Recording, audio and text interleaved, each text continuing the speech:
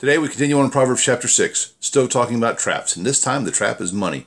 Specifically, it is the trap of co-signing for debt for your, the Bible says neighbor. You know when this mostly comes up is loved ones.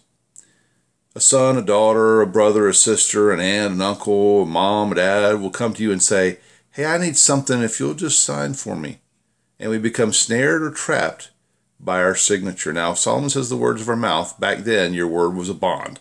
Today, you need a signature to have that bond. And so Solomon says, free yourself however you can. If you find yourself in that situation, find a way out, because it's going to end in heartache.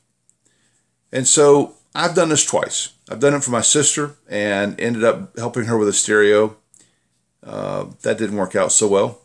And then my daughter had, it was just her and her son, and she had gone through the clunkers, had tried everything she could. And so as a last resort, I signed for her a car.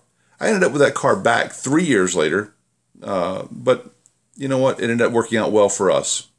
It ended up being the best situation. I would gladly do that one again. There was a genuine need, but I knew I was trapped and snared. And it wasn't necessarily that I had to make any financial payments, didn't. But it did mean that there was the possibility that things could go south. And, you know, people do hit rough spots in their lives. So my point is, first of all, when these situations arise, do your best to say no.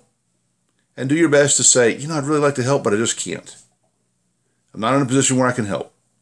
And if you find yourself in one of those situations, find a way out.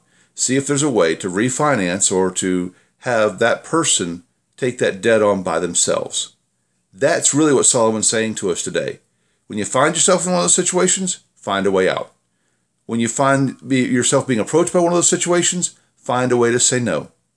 That's the whole point of today's message. Find a way to keep yourself from being ensnared by being a co-signer for someone else. Want to read the whole devotional? Go to the link at the bottom of the page. We'll see you tomorrow.